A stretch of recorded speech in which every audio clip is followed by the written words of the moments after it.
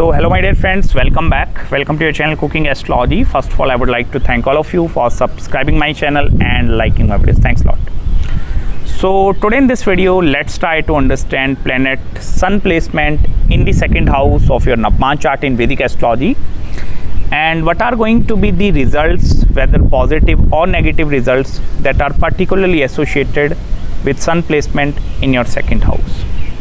See, first of all, the second house of the Navamsha Kundli in Vedic Astrology is actually going to be the combined house of you and your life partner.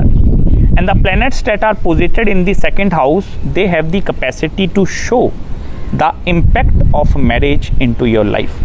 Or if you want to see the kind of transformations that are happening in your life after marriage, pay attention towards the second house of your Navamsha Kundli.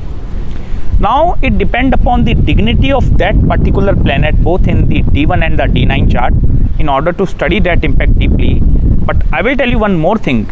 Sun is also the Karka of Pitris. Pitris mean your ancestors. Surya in the ancient Puranas is also connected with Lord Vishnu. So Lord Vishnu and even planet Sun, they both are the same things in Vedic Astrology. And if that Sun is going in your second house, it shows some amount of Patric karma, or some ancestral karmas are going to be connected between you and with whom you are actually going to get married. And this kind of a karmic connection, if you pick up your wife's chart, that is also going to be connected or seen in that areas as well. Even Sun in the second house is also have the capacity to offer a lot of protection towards the second house. So these are that kind of individuals that, for example, before marriage, they are not fully concentrated over the family aspect, or they are not that much disciplined in their life, or they are taking their life in the very easiest manner possible. So whenever that event of marriage or even the event of relationship occur in these individuals' life, the Surya energy in the second house will tend to become exaggerated up to very, very large extent. And then this Surya have the capacity to first of all instill a lot of self-discipline and even lot of hard-working attitude towards these individuals. Because Sun in the second house is acting as the biggest preserver as well as the protector. And in the 21st century, you will only protect someone if you are having some power, and power will also comes with at least some sort of financial security. And that Sun in the second house actually have the capacity to concentrate and build more and more financial assets in these people's life. Here I'm not saying like these individuals, they are money minded people or they are fully concentrated over money, no. But their sense of mind or their sense of comfort will only come if they are acting as the number one provider of the family. Because this Sun is also going to be a very protective towards their children as well, towards their kids, towards their upbringing. Like my children need to go into that particular school, that kind of education they need to pursue, this kind of a lifestyle is necessary and that kind of a thing. So Sun tend to work in that direction if this Surya is acting in the positive way. Specifically, if the dignity of Sun is very powerful in both D1 and in the D9 charts, then this Surya have the capacity to bless you with a very wonderful life. But on the other hand, if Sun is afflicted in the second house of your Navamsha Kundli with some other malefics, it may be Rahu, it may be Ketu, it may be Mars, or it may be Saturn, then what is going to happen, whichever house is governed by Sun in your D1 chart with the sign of Leo, that house is getting completely spoiled after marriage.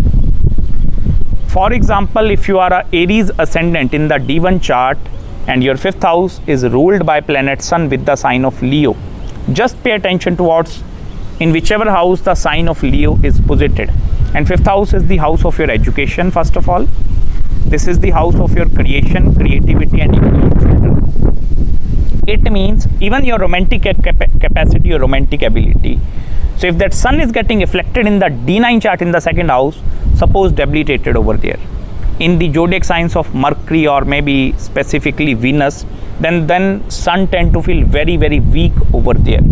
Then I will tell you, this powerless Sun have the first of all capacity to destroy your fifth house. You are not be able to completely gain control over your education. Even I will tell you, you have the capacity to complete your education but not be able to concentrate over your career aspect. Even for example, you will go into some sort of a career, then financial obstruction and financial restraints are going to be seen over there. Fifth house is also the house of children, so it means that some sort of pending backlog or some activities with regards to children are also going to be present over there. It may be having some delay children, difficulties at the time of conceiving of a child, but problems with regards to progeny is going to be seen, because originally in the Kalpurush Kundli, Surya is the controller of the fifth house. So if for example the fifth house ownership is ruled by Surya, and if that planet is weak in the chart, then it becomes very, very difficult for you to have the babies on children upon time. Even most of the time I have particularly seen with this Surya placement, the fatherly karma and even sometime motherly karma is also going to be acting as an obstruction in front of your marriage and the married life aspect.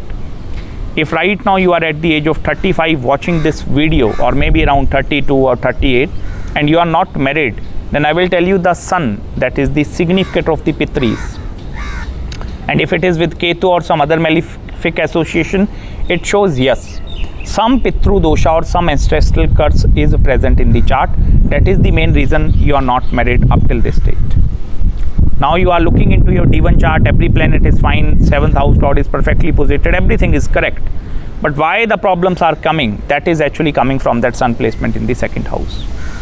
So in one side, if this Surya is very positive, you are going to be blessed with all the areas.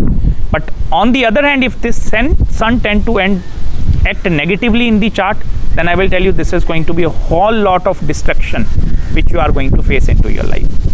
Now the remedy for this particular Surya in your chart is, first of all, you need to chant the Vishnu Sahasranam.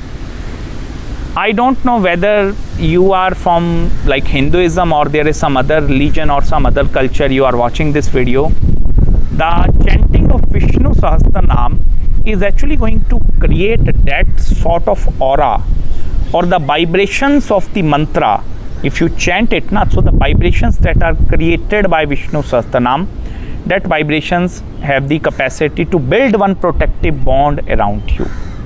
And because of that protective bond, this have the capacity to protect you with all the adverse and all the negative circumstances that you are going to face with this in the 2nd house. Even second important point, this Surya is also very inclined towards doing a business. Have you seen certain families that are actually coming from a lineage of a business persons? Like their grandfather has started certain business. Now their father, they also did the same business. Now the son is also doing the same business, and their grandson, and every child that family business. So that is the power of Surya.